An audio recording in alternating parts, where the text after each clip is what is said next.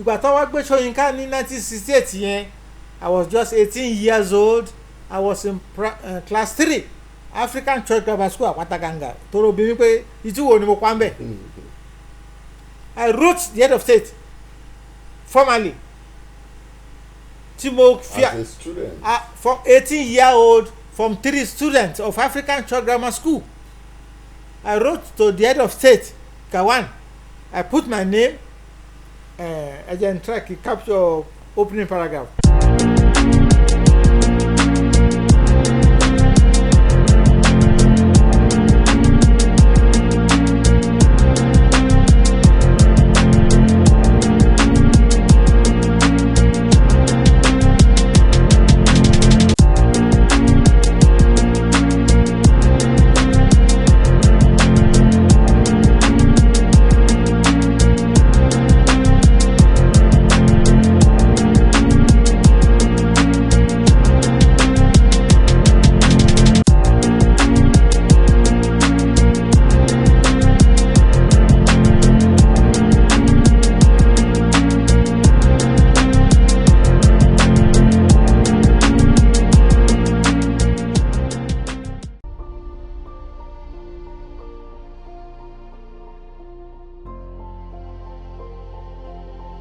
ẹ kú dédé ìwòyí ní gbogbo ibi tí ẹ ti ń gbọ́ wá káàkiri àgbàlá ayé mo kí n káàbọ̀ sórí ètò throwback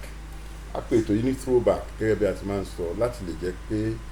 a ní àǹfààní láti rí bí Nàìjíríà ti rí nígbà kan rí a dẹ̀ lè mọ bó ṣe rí nígbà kan rí bí ìbàjẹ́ pé àwọn tó ṣojú wọn sọ fún wa àwọn àgbààgbà náà ni wọ́n dẹ̀ máa kó wí jẹ́ tàwọn àgbà pé àríṣe láríkà bàbá rẹ̀ kú ìrírí wọn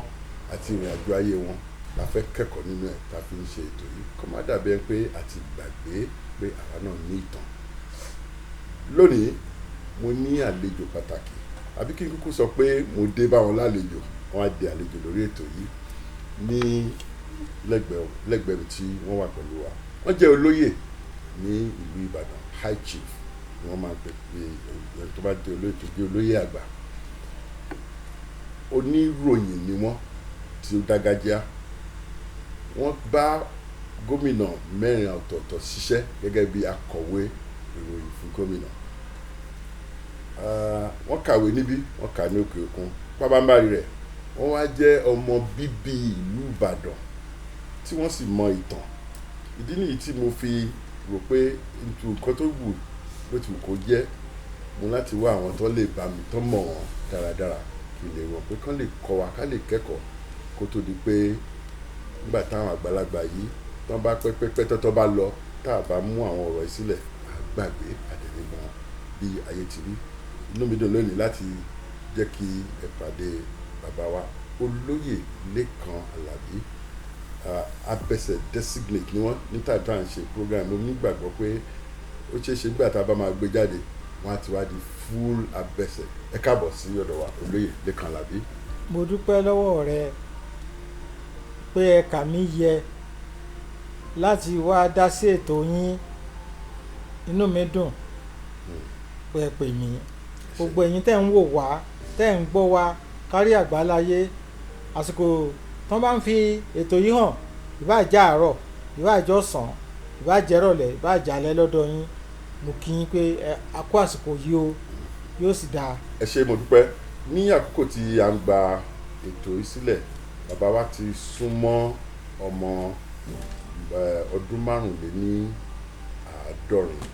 75 years ní ọjọ́ mélòó sí àkókò yìí ni wọ́n máa pè. Wọ́n dẹ̀ ti ní láti bẹ̀rẹ̀ pàápàá wọ́n ti fi ìwé kan lélẹ̀ pàápàá ní Media Governance and Culture èyí tí wọ́n fi lọ́lẹ̀ ní ọjọ́ òmìnira 1st October 2025. Now tá a bá ní ká bẹ̀rẹ̀ ọ̀rọ̀ tá a fẹ́ bá wọn sọ láti ibi tí a wà ìgangan a lè sọ báyìí dọ́là ṣùgbọ́n ká lè mọ ìtàn màá rọ̀ wọ́n kán bá bẹ̀rẹ̀ ní ṣókí kán bá yan bí ìbẹ̀rẹ̀ wọn gangan kán bá mú wọ ìgbà òṣèlú àsìkò tí wọ́n ń ṣe èwe ní agboolé wọn àkókò tó bí wọn mo lè sọ ọdún fún yín àti date wọ́n ti sọ fún mi pé October 27, 1950 ni wọ́n bí wọn ní ìlú Ìbàdàn ẹ bá wa sọ agboolé yín sà. olóòtú lẹ́ẹ̀kan sí mo kí yín wípé ẹ gbà mí lálejò ó jẹ́ pé ilé mi la ti ń ṣe kíká sílẹ̀ àlejò wádìí méjì. Wọ́n bí mi ní ọjọ́ Jímọ̀ 27th October 1950 ní ìlú wa Ìbàdàn ní. Mo lọ sí iléèwé alákọ̀ọ́bẹ̀rẹ̀ tó ń pè primary school ní Seventh Day Adventist Primary School Ìtàṣàkú Òkèfọ̀kọ̀ 1958. Mo ṣe class captain ní school yẹn primary 2 1959, primary 3 1960, primary 4 1961. Ní 1962 tí mo wà ní primary 5 wọ́n fi mí jẹ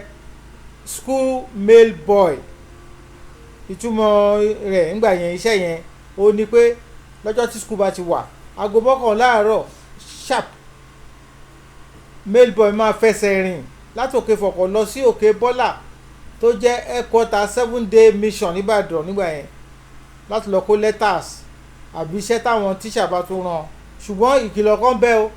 bó ṣe fẹsẹ̀ rìn lọ kó lẹ́tà ní Òkè Bọ́là yẹn o àwa dẹ̀ rò pé bóyá wọ́n ń rí wa ní o like a robot robot. Wọ́n ní a gbọ́dọ̀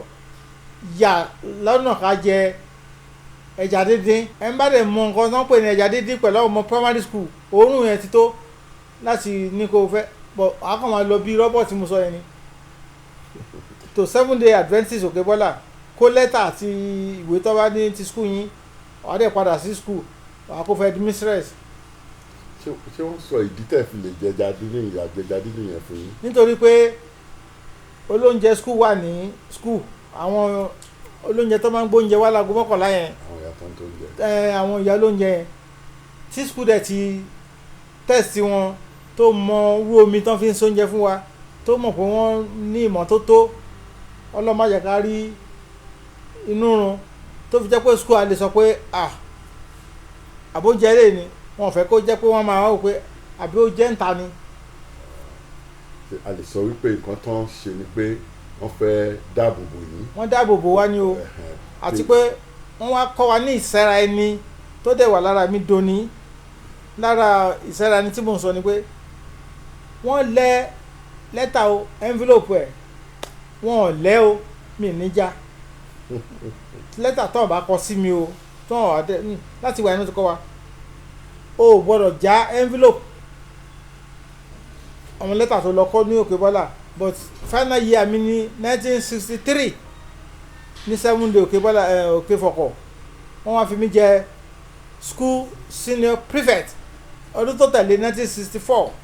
mo wọ grammar school African Church Grammar School Àpáta Gàngà Ìbàdàn. ṣé ilé ìwé yín alákọ̀ọ́bẹ̀rẹ̀ yìí ó ṣì wà ní Òkèfọ̀kọ̀ dìsín torí nígbà tó di 1987 mo ṣe ayẹyẹ ìfilọ́lẹ̀ Ọdúnọlá Alábí leadership prize láti fi máa rántí ìyá bàbá mi ìyá Àsùnmọ́wù Ọdúnọlá Alábí.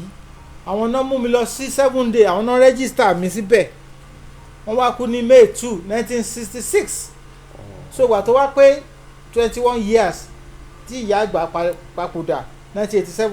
mo wá lọ sí school yẹn mo lọ ṣe tán pé ní endowment of the Ọdúnọlá Alábí prize for leadership. Mo máa ń fún àwọn tó wá jẹ class monitor senior prefect male boy wọ́n bẹ́ẹ̀ bẹ́ẹ̀. ṣé màmá tí wọ́n jẹ́ Ọdúnọlá yìí ṣé wọ́n kàwé ni àbí tán fi fẹ́ràn ìwé débi pé wọ́n mú yín lọ torí àgbà tẹ́ ń sọ yìí pẹ́. ìgbà tó ń ṣe àfihàn mi sìn ó ní mo máa pé láìpẹ́ lágbára Ọlọ́run mo máa pé ọmọ ọdún márùndínlọ́gọ́rin 75 in a few days time. ló wá jẹ́ kọjọ́ náà ló. àmì òṣè bàbá mi tó bí mi lọ́mọ àwọn kú ní 1994 March 18 1994 at the age of 72. Ìyá mi ń bẹ láyé bá a ṣe ń ṣe ìfọ̀rọ̀wérọ̀ yìí màmá mo pé lọ́lá àbẹ̀jẹ́ ìyá mi ń bẹ 98 years old so tí ìyá Àsùnmáwò Ọdúnọlá Àlàbí tó bá bí bàbá tó bí mi tó kú ní 1994 31 years ago at 72 kẹwàá ṣírò ọdún màmá tó bí táwọn náà bàjẹ́ nìsín she died 1966 wọn ò lọ school ayé ò tí ì lajú nígbà tí wọn ò lọ school àmọ́ wọn pé orí wọn pé àìlọ school wọn gan ó fi hàn pé ká pé wọn lọ school ni professor ni o. ṣé oníṣòwò ni wọ́n. aláṣọ yes wọ́n ń taṣọ ní railway station lálùpọ̀n gangan yẹn bẹ́ẹ̀ ni stall wọn wà lálùpọ̀n lágẹ̀lú local government yẹn ní ibẹ̀ ni ibi tí railway ti máa ń dúró tí sì máa ń lọ yẹn ṣùgbọ́n àwọn ni pioneer woman leader of NCNC ẹgbẹ́ alákòókò ẹgbẹ́ Adégòkè Adélabú Pankalemes nìbàdàn bí in the 1950s pioneer woman leader kọ́ńdẹ̀ tó fìyàn jẹ woman leader wọ́n ti rí súrà pé àìlọ́sùkú rẹ̀ gan. now mi ìfẹ́ ká bírèkì ọ̀rọ̀ ìwé yín yẹn tó mo fẹ́ torí bí mo ṣe fẹ́ ká ṣe ni pé a sọ̀rọ̀ nípa ìgbà tí òṣèlú ò tí ì dé kò sí bá a ṣe lè sọ́tà ní so mọ́ ìgbà ìwé yín kó tó nípa òmìnira rádà dẹ́ mo dẹ̀ fẹ́ ká sọ̀rọ̀ gbogbo nǹkan tó ṣẹlẹ̀ nígbà tí òmìnira dé gbogbo títí wọ ìgbà wẹ́ẹ̀tì àti gbogbo ẹ̀ rí mo mọ̀ kó ṣojú yín bó tilẹ̀ jẹ́ pé ẹ lè máa ẹ̀ tí ìdàgbà púpọ̀ gbà yẹn ọmọ èké ni mí ẹ rí ó yàtọ̀ sẹ́ni tí wọ́n sọ fún irú àwa yìí ó ṣojú mi. now tí màá wò bá ṣe máa mú lẹ́yìn ìgbà àwa wọ inú iṣẹ́ yín gẹ́gẹ́ bí oníwèé ìròyìn àti ẹni tó ṣiṣẹ́ níbi ìròyìn yàtọ̀ kúrò níwèé ẹ̀ tó ṣiṣẹ́ ní tẹlifíṣàn gbogbo èèyàn mo fẹ́ ká lọ títí kan bí ọ̀rọ̀ òṣèlú ṣe ń wọnú ẹ̀ mo fẹ́ ká sọ̀rọ̀ nípa ẹ̀ tá a fi wọ bí ọ̀rọ̀ oyè àti àfọ̀bàjẹ́ ti ìlú Ìbàdàn àti àwọn nǹkan mánigbàgbé tó mú tí a ti jalè tọ́ka sí tó lè jẹ́ pé tó bá dọjọ́ ọ̀la a lè máa wò. náà lẹ́yìn tẹ́ kúrò ní Seventh Day Adventist ní orúkọ school yìí yẹn Òkè Fọ̀kọ̀ ní Òkè Fọ̀kọ̀ ẹ wá lọ sí African Church Grammar School ní Àpáta Gàngà léwé náà sì wà bẹ́ẹ̀ ọ̀tún náà. ó mẹ́ wọ́n tẹ̀ máa ṣe àjọ̀dún àwọn 1975 set láìpẹ́ wọ́n ti pè mí gẹ́gẹ́ bí àlejò pàtàkì tí mo dẹ̀ máa sọ̀rọ̀ ńbẹ̀ agbára Ọlọ́run. That's because àwọn iléèwé tán ti pẹ́ nìyẹn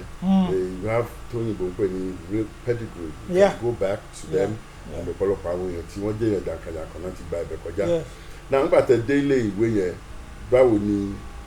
ọ̀rọ̀ ìwé ṣe rí lásìkò tí ẹ wà nílé ìwé yẹn your experience. bó tilẹ̀ jẹ́ wípé àdúpẹ́ pé ìgbẹ̀yìn adùn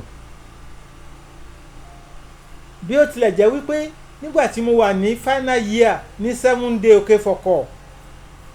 àwọn òbí mi gba ntọ́ máa ń pè wọ́n ẹ̀ ní common entrance form fún mi láti lè ṣe common entrance lọ sí government colleges wàá mú méjì wọ́n gba fọ́ọ̀mù ẹ̀ fún mi o wọ́n mú government college Àpáta Gàngà Ìbàdàn second one Osi College Warri àmọ́ àyànmọ́ kálukú ò ní tàṣe headmistress wa tó ráwa méjì péré la gba fọ́ọ̀mù àwa méjì péré ni àwọn òbí wa náà rówó ra fọ́ọ̀mù èmi àti classmate mi tó ń jẹ́ Freeman Tonara Rivers ni bàbá ẹ̀ ṣùgbọ́n wọ́n gbé bàbá ẹ̀ wá sí Ìbàdàn ọlọ́pàá ni ló fi wá sí Òkè Fọ̀kọ̀ so bàbá ẹ̀ náà ra common entrance fún ní 1963 àwọn méjì ta fẹ́ ṣe common entrance ní àwọn ministry Western Region Ministry of Education gẹ́gẹ́ bí ṣe wọ́n wá sí school wa láti wá wo bí school ṣe múra sílẹ̀ fún the first primary school leaving certificate examination lọ́dún yẹn ìgbà tán dé 7 Day ní school wa lókè Fọ̀kọ̀ wọ́n bá one arm of primary 6 òfin Western Region Ministry of Education báyìí lẹ sọ pé school gbọ́dọ̀ ní 6A and 6B wọ́n wá ń bi àwọn school authority wa ọmọ ọdún mélòó ni wa 12 years plus pé creative school ní one ham torí ọ̀pọ̀lọpọ̀ àwọn classmates wa wọ́n ti ní kàn repeat primary 5 àwọn tí ò bá tún ṣe dáadáa tó wọ́n ti lé wọn lọ so màtáwọn inspector dé nọ́mbà wo àwátàwọn class pé 30 ní wọ́n pé nọ́mbà ilé tí ó kéré jù láti ṣe first primary school leaving certificate examination ọdún yẹn wọ́n wá pín wa sí school primary school tó wà lẹ́gbẹ̀ẹ́ wa wọ́n kó àwọn kan lọ sí Báòkú memorial school lẹ́gbẹ̀ẹ́ wa náà ni èmi àtàwọn classmates mi wọ́n kó wa lọ sí Ansarudeen primary school Òkè Fọkọ̀ wọ́n kó àwọn kan lọ sí Òkè Bọ́là ìtumọ̀ eléyìí ni pé confusion ó ṣẹlẹ̀ lọ́dún yẹn ní school wa 1963 torí wọn cancel class rí mọ́sù primary 6 ibi ìlàhílò yẹn headmistress wa nígbà yẹn wọ́n ti kú sí kọ́lọ́mbà adẹ́lẹ̀ fún wọn mama Esther Ọlá wọ́n gbàgbé láti lọ submit form entrance form mi àti Freeman àwọn méjìlá mo sọ àwọn méjì péré làwọn òbí wa ló gba form so gbàtí rédíò wa ń ṣe announcement pé the date for common entrance examination to government colleges is so lórí rédíò my father now ask ibo ni center tiẹ̀ náà center mo ní wọn àti submit form wọn sọ center bí màmá ọdún ọlá ṣe tẹ̀lé mi lọ school ìjọ kejì nìyẹn bá a ṣe dé school báyìí bàbá Freeman lábá Mr. Tonara tó pariwo pé òun máa sue headmistress ìyá wa bí pé ṣé ò sí o kí ló dé ó ní headmistress wa fẹ́ bà yí ọmọ òun jẹ́ ó gbàgbé láti lọ submit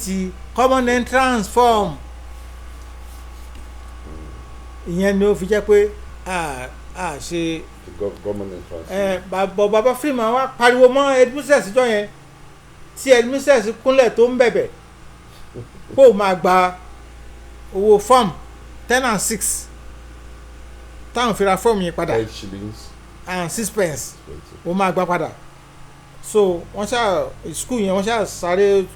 ṣáájọ wọ́n kó 10 and 6 refund fún Mr. Freeman wọ́n tún wá ń wá 10 and 6 míì láti sọ fáwa náà mú ẹ̀pá méjìlá gba form but ìyá àgbà ní rọ́rọ́rọ́ àwọn ò fẹ́ pé headmistress ìwọ́kọ́ ló ọlọ́run ló sọ pé ó máa ṣẹlẹ̀ o mọ̀ọ́mọ̀ má kó form lọ àwọn ò gba owó padà o mísọ̀lá náà bá kúnlẹ̀ àtàwọn tíyà yòókù náà dúpẹ́ lọ́wọ́ màmá àgbà pé wọn ò gbowó headmistress ló wá sọ fún màmá àgbà pé there is a new school near government college Àpáta o it's called African Church Grammar School and it's going to be a great school so instead tó máa fi dá 10 and 6 sí wá padà òun á lọ gba form African Church Grammar School headmistress ló lọ gba form yẹn ni mo fi lọ sí African Church Grammar School ó ní mo ṣe sọ pé ìgbẹ̀yìn aládùn náà ni gbogbo nǹkan láyé bí so African Church Grammar School here I come January first week in January la wọlé because I was a boarder 1964 but tí bá ti ń láyé mẹ́ta sí wà lápáta tá a bá kọjá àbí tá a bá ń gbọ́n pa government college màmá sọ sínú pé ọlọ́run school tí mo fẹ́ lọ rè o school tí mo fẹ́ lọ rè o ṣùgbọ́n aláàánú àti ní olórí ọ̀fẹ́ lọ́lọ́run àkọ́bí mi ọkùnrin ó lọ government college ibẹ̀ ló ti jáde kó tó lọ sí University of Ibadan. nígbà yẹn ṣe mọ̀ pé a gbọ́ pé ẹ̀kọ́ ọ̀fẹ́ wà ní Western Region. láti 1955. ẹ̀kọ́ ọ̀fẹ́ yóò dé secondary school. no primary. nǹkan tí ìjọba Western Region the first in Nigeria and Africa tí wọ́n pè ní compulsory free primary education compulsory in the sense that tí ọmọ ẹ bá ti dàgbà láti lọ primary school àbí ẹni tó gbé lọ́dọ̀ ẹ tó o bá mú lọ western region gẹ́gẹ́ bí ìjọba Ọbáfẹ́mi Awólọ́wọ̀ bọ́n yóò ṣètò láti lè rówó san fún school tó máa kọ́ school wọ́n máa san wọn salary teacher wọ́n fi kún taxes western region owó orí táwọn èèyàn san ó ga sókè bó ti jẹ́ pé àwa jèrè ẹ̀ western region jèrè ẹ̀ later Nàìjíríà náà jèrè ẹ̀ adẹ̀ ń jèrè ẹ̀ dèédé ní Yorùbá land torí kò sí tó dáa tó sound quality education ó máa ń láyàn lójú ni tó yẹ pé wọn ò lè máa tàn ẹ́ jẹ àbí kọ́kọ́ máa ṣì ẹ́ sọ́nà so opposition tó wà náà ni pé wọ́n á san owó orí. ṣé bàbá tí wọ́n bí yín mo fẹ́ wò pé ó là jẹ́ pé ọ̀mọ̀wé ni wọ́n tí wọ́n fi lè jẹ́ pé àwọn náà gba fọ́ọ̀mù fún yín pé kẹ́lẹ́ lọ sí government college yẹn gbogbo àwọn náà kàwé. Thank you very much. Ìnagijẹ bàbá mi ó ní right time. Right time. Rahimi right time. Àwọn British ni wọ́n kọ́kọ́ gbà wọ́n síṣẹ́ wọn ò lọ sí school wọn ò lọ formal school wọn ò lọ but àwọn Gẹ̀ẹ́sì ló kọ́kọ́ fún wọn níṣẹ́ torí iṣẹ́ driving ó ní bàbá mi kọ́ but lọ́dọ̀ àwọn Gẹ̀ẹ́sì ni àwọn yẹn wọ́n ń pe company ní Roundtree ní Jericho náà wà Roundtree wọ́n wá ń ṣe kíní tó ń fi kókó ṣe yẹn chocolate thank you wọ́n wá like dad mi gan kò sẹ́ni tí ò ní like dad mi torí wọ́n rẹwà lọ́kùnrin my dad aristocrat ọmọ ọlá ọládọ̀ṣù bàbá ẹ̀ adégbọlá ìyá ẹ̀ ọdún ọlá òun gan fúnra ẹ̀ wọ́n wá pè ní ọládọ̀ṣù ọmọ ọlá ni ilé ẹ̀kẹrin àjẹ́ ọmọ ọlá ni wá o ó dẹ̀ fojú síṣẹ́ wọn so gbogbo àwọn qualities àwọn Gẹ̀ẹ́sì yẹn ni bàbá mi mú punctuality integrity creativity and all that so innovative ó wà ara ẹ̀ náà ni pé ó lè sọ èbó láì lọ school then tó bá sign wàá wò pé ṣe bọ́ ní ò lọ school ni look at your handwriting ẹ rò pé bàbá mi lọ school ni o but wọn lọ formal school. so wọ́n value education wọ́n káràmásìkì ẹ̀kọ́. wọ́n káràmọ́ torí tó bá lè ní àkókò tẹ̀ ń sọ yẹn tó bá lè jẹ́ pé wọ́n ń tẹ̀lé dé level pé ó yẹ kó mọ̀ èmi rò pé àwọn tó ń jẹ́ tó bóyìnbó di òṣìṣẹ́ lọ́dẹ̀ ìṣègbò yẹn apparently wọ́n ti were exposed to education. even nígbà tán kúrò ní Roundtree tán lọ join Daily Times àwọn Gẹ̀ẹ́sì náà ló ní Daily Times nígbà yẹn wọ́n mú bàbá mi bí àyànfẹ́ ni pé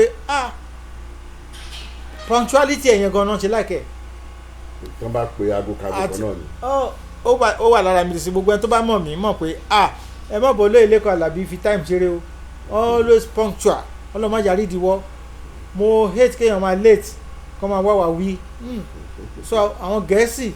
qualities wọn ni bàbá mi mú ó dẹ̀ transfer sáwọn ọmọ ẹ̀. torí pé àwọn ọmọ ìwé ìwòye afẹ́kọ̀ọ́ kẹ́kọ̀ọ́ púpọ̀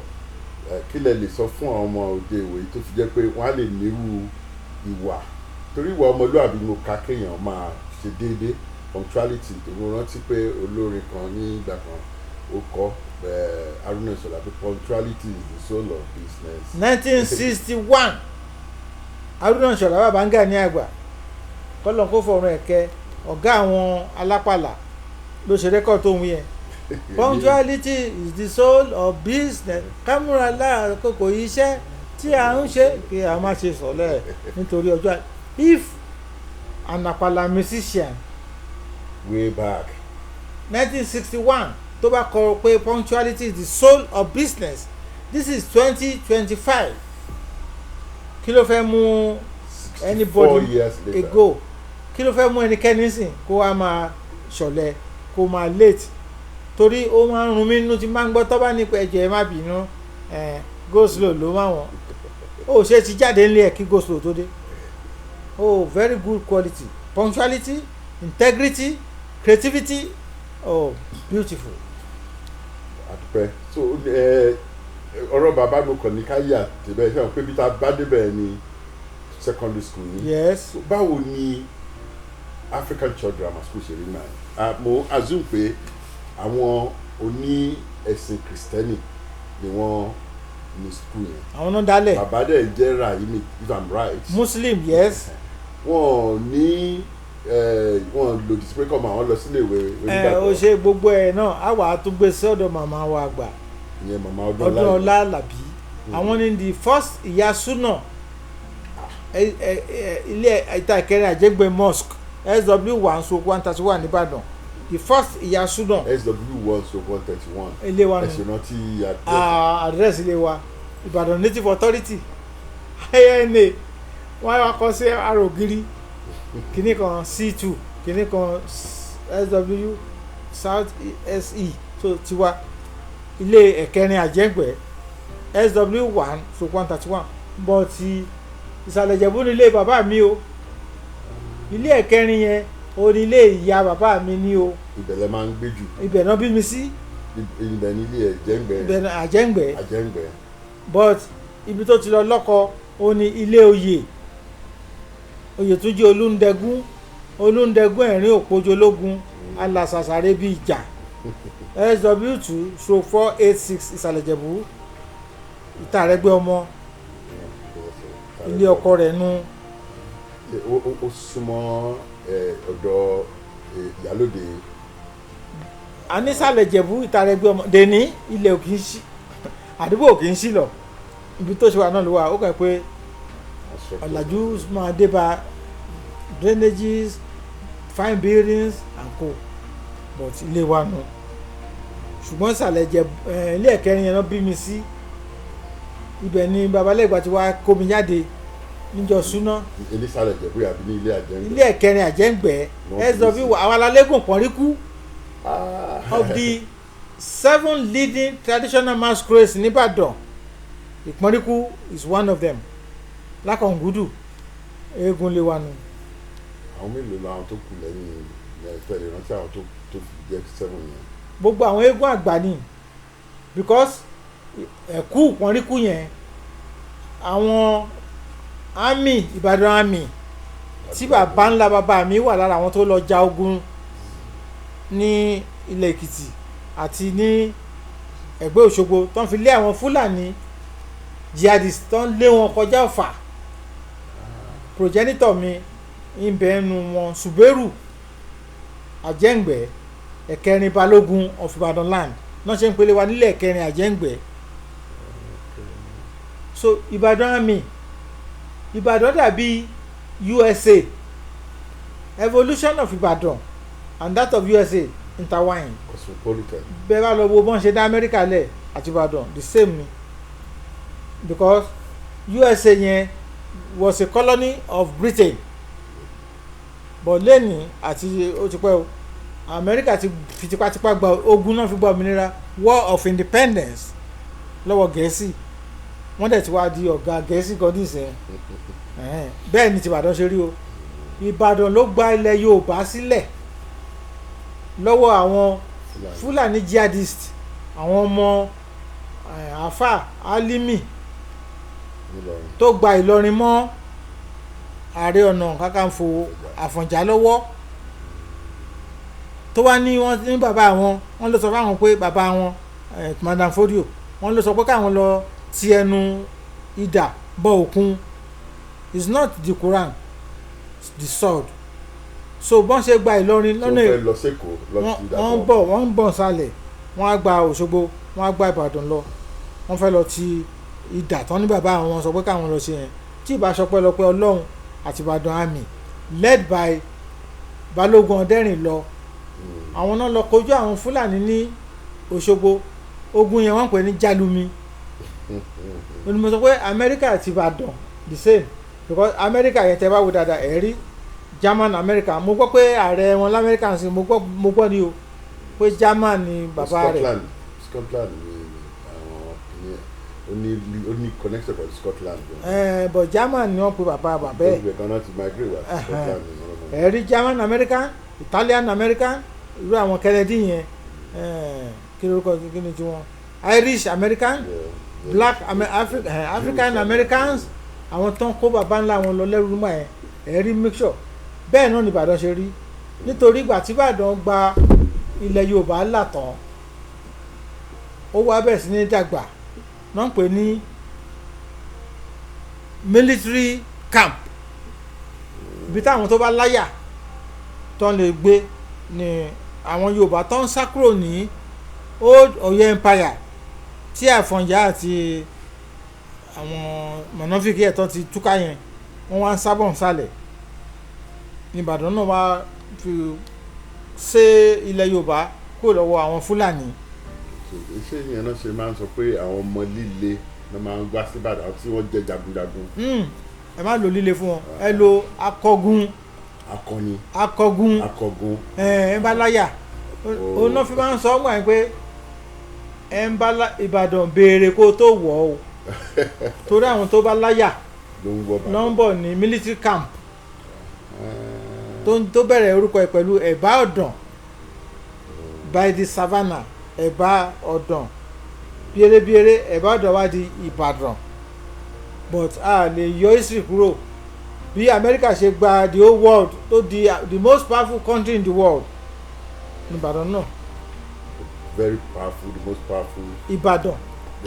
olómú àwọn Gẹ̀ẹ́sì the colonialist nígbà tán débí ká tó gba òmìnira wọ́n ti fojú inú wò pé àwọn fẹ́ fi Ìbàdàn yìí ṣe academic political economic and cultural capital of the Yorùbá náà fi gbé ẹ̀kọ́ta western region wọ́n kọ́ gbà kó lọ́wọ́ Ọ̀yọ́ Aláàfin wọ́n gbé Ìbàdàn ìgbà tán tún lajú tá à ń lajú ká tó gba òmìnira gbogbo nǹkan yẹn Ìbàdàn first táwọn fẹ́ Ìbàdàn first television in Africa Ìbàdàn first university in Nigeria Ibadan 1948 first dual carriageway in Nigeria Ibadan òun ló wà ní gate tó lọ forí sọ wọn kọ lára ndàbà tó yẹn. ọ̀nà tó nítàn ni. because àwọn colonial government wọn láwọn ready láti gba Queen Elizabeth II lálejò ìyá King Charles III tó wà ń bẹ́ẹ̀ sìn Queen Elizabeth II the longest monarch reigning monarch àwọn náà ti kú báyìí àwọn náà bí King Charles tó wà ń bẹ́ẹ̀ sìn III so Queen Elizabeth ó fẹ́ wá ṣe royal visit Ìbàdàn 1956 wọ́n wá la títì tí mọ́tò kí náà wọ́n ń pè wọ́n yẹn ẹ̀ ń tọ́rọ àjẹ́ tí wọ́n á fi máa ráyè lọ́tún lọ́sì náà wá ṣe títì yẹn the first dualized road in Nigeria Ìbàdàn láti gate tó fi lọ forí sọ Mọ́kọ́lá yẹn. mo ṣe gbọ́ yẹn for the first time. àmọye many first Ìbàdàn tó gbé. so a lè pe Ìbàdàn ní the city or the land of first. lè pe n ti jẹ́nu ó kọ rẹ̀ nìyẹn I've written several articles èmi nìkan kọ́ ọ̀pọ̀lọpọ̀ ó wà ní àwọn ìwé mi Ìbàdàn land of many firsts so kò ń ṣe television nìkan radio WNBS the first commercial radio in Africa Ìbàdàn the first cooperative society movement in Africa Ìbàdàn tallest building there. the highest building in West Africa Cocoa House Ìbàdàn 1965. a jẹ́ pé ìlú tó nítàn púpọ̀ ní Ìbàdàn ṣe rí tábà mi tí fẹ́ ká tẹnu bọ Ìbàdàn nìkan àwọn kan tẹ́ tí ibi tẹ́ mú wa lọ yìí ti hàn yìí pé tí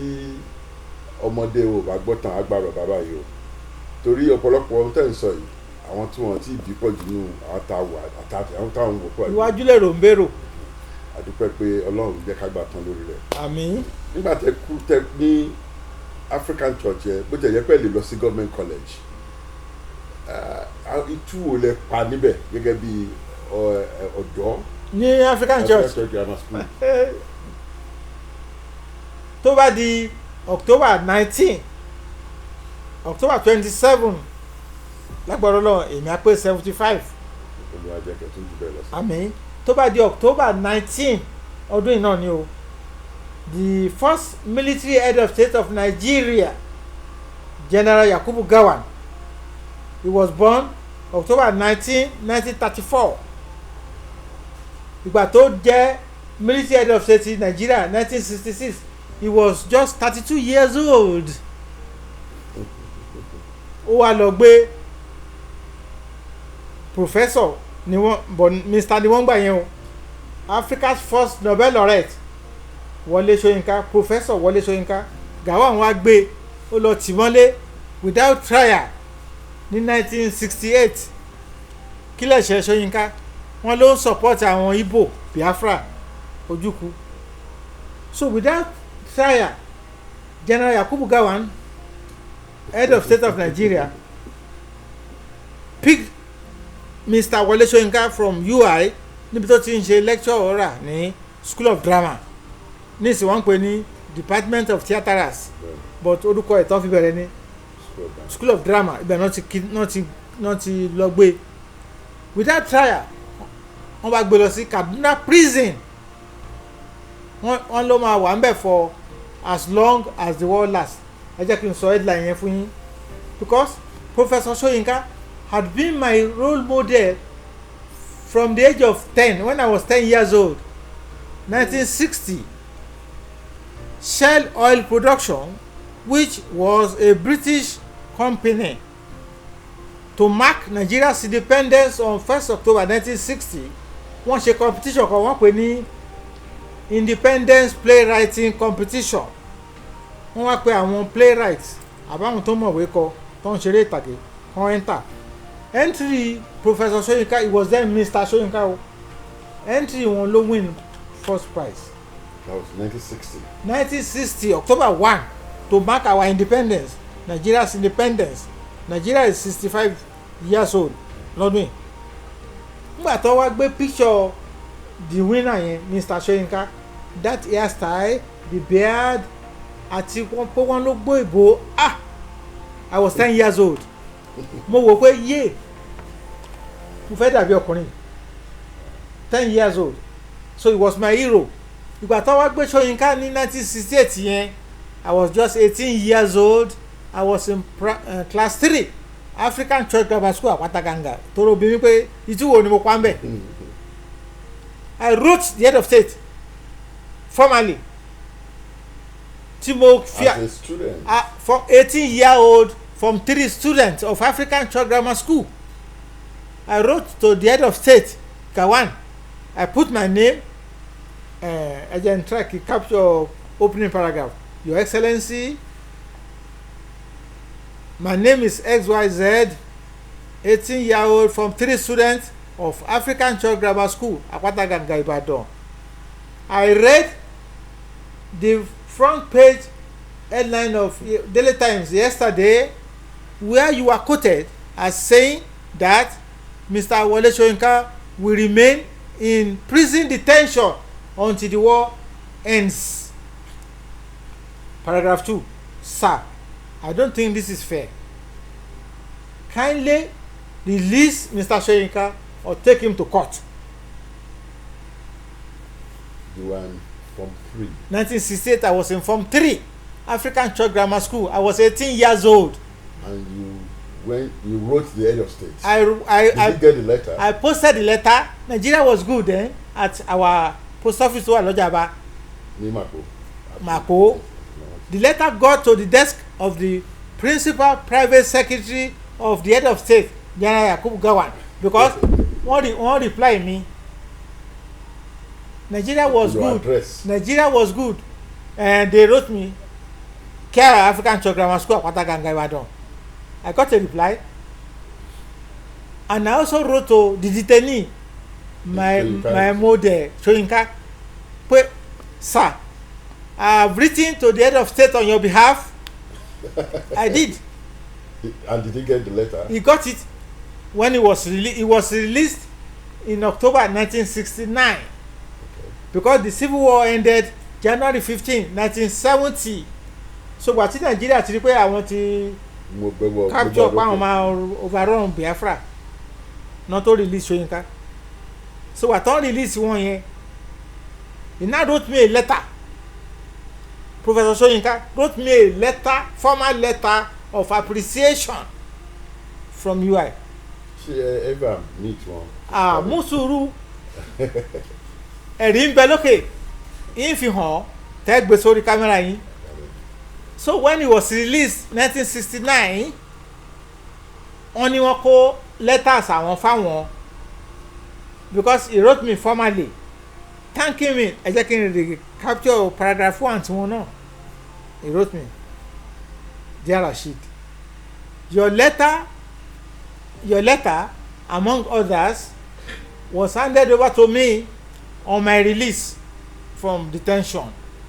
I thank you most sincerely for your advocacy for my release. 18-year-old person. I was 8. And I'll be winning Friday, October 27, 1950. 1968, I was 18. This year, 2025. By the grace of God. The audacity, in time, you pay from 3. Thank you. Ẹ wá jẹ́ ká wò báyìí. Ìgbà táwọn Ibadan Federation of Ibadan Student Union about 20 years ago wọ́n fún mi ní award Federation of Ibadan Student Union kí ni wọ́n sọ pé àwọn fi fún mi wọ́n láwọn gbọ́ pé mo kọ lẹ́tà sí head of state at the age of 18 àwọn á wò pé n táwọn fẹ́ káwọn youth kan máa tẹ̀lé ni mo ṣe yẹn wọ́n fún mi ní award so award yẹn a ṣe ceremony yẹn ní NUJ Press Center Yàgànkú Ìbàdàn ẹni tá a fi ṣalága wọn ti kú sí nǹkan lọ́n kó tẹ̀lé fún wọn àwọn ní the late Dr. Areoye Oyebola a former editor of Daily Times a former commissioner for information Western State láyé ìjọba General David méjìláyé ṣe jẹ́ ń bẹ̀ wọ́n àwọn náà fi ṣe chairman ceremony yẹn Dr. Oyebola wa ń bi mí nígbà tó ń sọ̀rọ̀ mo jókòó sẹ́gbẹ̀ẹ́ wọn báyìí níbẹ̀ ó dojú àlá báyìí wọ́n wá stop nígbà tó ń kàwé chairman's opening speech níbi táwọn fíìpù tó ti fún mi ní award pé Lekan I want to ask you this question what gave you the audacity? No, he didn't use the word audacity. What gave you the bravery to write a military head of state as a young lad at 18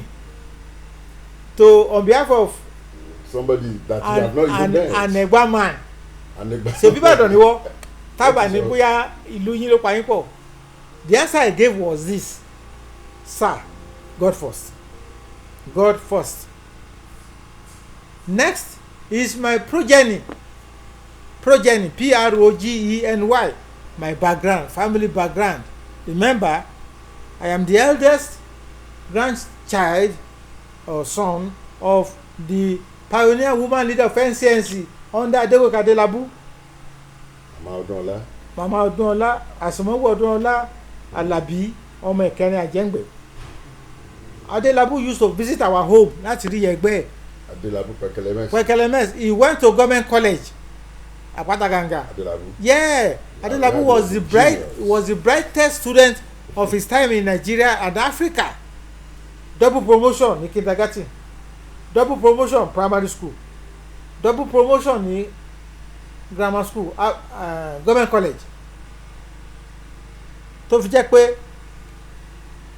ìwé tó ń ṣe 1952 Africa in Evolution which we reprinted because I am now the current chairman Adegoke Adelabu Foundation. So gbàtà wá fẹ́ rántí Adelabu 100-year posthumous birthday àtúwé yẹn àtúntẹ̀ ìwé tó kọ 1952 mo ní yín fi kọ́pì hàn ẹ ní fún mi. dáná torí àwọn tó ń wò wá ìfún kẹwàá wọn bí tẹwàá ti rí o ìwé Adelabu tí olóyè Lekan Alabi fún ẹ̀dá because books somebody said if you want to remain in perpetuity memory either plant a tree or write a book so èyí tẹ́ ń wọ ẹ jọ̀ọ́ ẹ má sọ pé ìwé kẹ̀kí ni mo fẹ́ kọ ẹ jọ̀ọ́ that information to you may be kini 10, 20, 30 years time it may become invaluable. Information is never lost. So nínú ìwé Adelabu yẹn ó wá kọ síbẹ̀ pé some people describe me as arrogant ó ní I am not arrogant I am an egoist torí gbé èbó lábúgbò ìwé dàkú I am an egoist ó sọ ó lóòótọ́ bẹ́tà àwọn English writers kan àbí àwọn politicians wọn ó wá kọ sínú ìwé yẹn pé ibi tí wọ́n bá ti fóun ní double promotion yẹn ó ní my former seniors at the next examination will be far behind me àwọn tó ń jẹ́ senior tẹ́lẹ̀ a tún wá là wọ́n nínú exam kò bá ṣe fẹ́ ṣe. ó ní in my life as a pupil ó sọ kindergarten primary secondary Yaba higher college I never came second he never came second so mama Ọdúnọlá máa ń wò mí pé àbí Adélabú lọmọ èyí ó dà ní torí níjọ́ kan tí Adélabú wá sílé wa torí pé mo fi ibi tí wọ́n ti máa tan fan àti radiogram hàn wọ́n ó wá sọ fún màmá Adélabú sọ fún màmá ó wà ní ìwé mi tí mo kọ ìwé mi àyànmọ́ destiny 2010 ni mo ṣe wé yẹn kí ni tí mo sọ wà bẹ́ẹ̀ a shilling from Adélabú gave me 1 shilling 1957. That's a lot of money. Owó tó tóbi ni. Silver ni kọ́lọ̀ shilling láyé wa yẹn shiny 1 shilling kí dẹ̀ ni nítorí pé èmi ni mo sọ bí tí wọ́n ti lè tan fáànù bàbá mi nígbà tó wá sílé wa èrò Adélabú bá jáde èrò Adélabú was like a god god nìbàdàn so ó wá ń sọ fún màmá pé màmá tí ọmọ yìí bá ti dàgbà government college ní ẹjọ́ lọ ó wà lára tí wọ́n fi lọ ra fọ́ọ̀mù jọ sí wọ́n gbàgbé so African Church Grammar School gave me and the Western region standard of education nígbà yẹn was so super top notch ló jẹ́ kí n bold as I always tell people when they ask me at the age of 18 from 3 students you wrote a military head of state not governor not commissioner military, head of state first military head of state very powerful man so that àwọn èèyàn wọ́n máa wá wò pé tó bá yẹ pé o ti gbóyà bẹ́ẹ̀ yẹn bàbá yìí at the age of 18 gbogbo ètò wa ń ṣe é sí o kò jẹ́ ìyanu fún wa o yes torí èmi ni founding secretary general MKO Abiola Dynamic Group ìgbà tí Babangida lòun àná lè June 12 election àwa ṣe press conference NUJ press center challenging him because kò sọ reason why tó ń fi àná election fún wọn gbà yẹn kò sọ dìsìn àwa challenge yẹ MKO Abiola Dynamic Group of which I was the secretary general but Babangida tell us the reason or reasons why you are not Nigeria's fairest freest presidential election màá fún ẹ níwèé yẹn náà mo ṣèwé lórí ẹ màá fún ẹ níwèé yẹn so that mo fẹ́ kí àwọn ọ̀dọ́ ẹ jọ̀ọ́ ẹ má kó wọn láyà jẹ ẹ̀yin òbí guardian àbí tíṣà ẹ jọ̀ọ́ tẹ́ bá rí pọ́nmọ́ kan orí ẹ̀ ń hó yáyáyáyá ẹ máa tọ́ sọ́nà ni o torí ká ní wọ́n gbàbí lẹ́nu ń jọ́ sí tí mo ní pé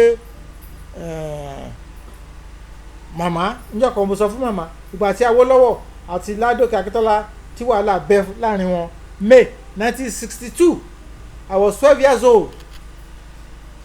mo wá sọ fún màmá Ọdúnọlá pé màmá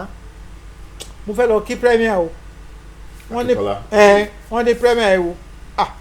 mo ní premier pé méjì o Chief SL Akíntọ́lá ni wọ́n kọ́kọ́ rẹ́rìn lọ wọ́n rẹ́rìn bọ̀ wọ́n ní ṣé o lálàá ni mo ní àlákọ́ o mo fẹ́ lọ kí premier ni o because mo gbọ́ pé Awólọ́wọ̀ lọ́ọ̀yà Ládòkè Akíntọ́lá lọ́ọ̀yà but pé Akíntọ́lá yẹn Yorùbá ẹ̀ kò ṣeé kó ó gbọ́ Yorùbá ó gbọ́ Èbó ó gbọ́ Ìgbò ó gbọ́ Tápà torí wọ́n ní Tápà ní ìyá ìyá wọn bó tẹ̀ jẹ́ pé ọmọ Ògbómọ̀ṣọ́ ni wọ́n so tẹ́ bá rí ọmọ kékeré tó ń fi àpẹẹrẹ ìyanu hàn ẹ má mọ̀ gbá wọn lẹ́nu ìyá bàbá tèmi ò gbá mi lẹ́nu o ó encourage mi òun ni lẹ́tà tí mo ní mo kọ 1968 at the age of 18. You want General Gawan to be the chairman of your book launch, and you have invited Professor Soyinka as the guest speaker. Have you heard of somebody called Wole Soyinka Happy on BBM? Only yes, by reputation, but pé àpàdé rí mo ṣe fún nọ́mbà mi nìyẹn. Ó wá pè mí pé òun gbọ́ pé mo kọ lẹ́tà at the age of 18 on behalf of Professor Soyinka to Gawan. Òun dẹ̀ fi Gawan ṣe chairman book launch òun. Soyinka guest speaker. Òun inú wọn á dùn tí bá lè wà.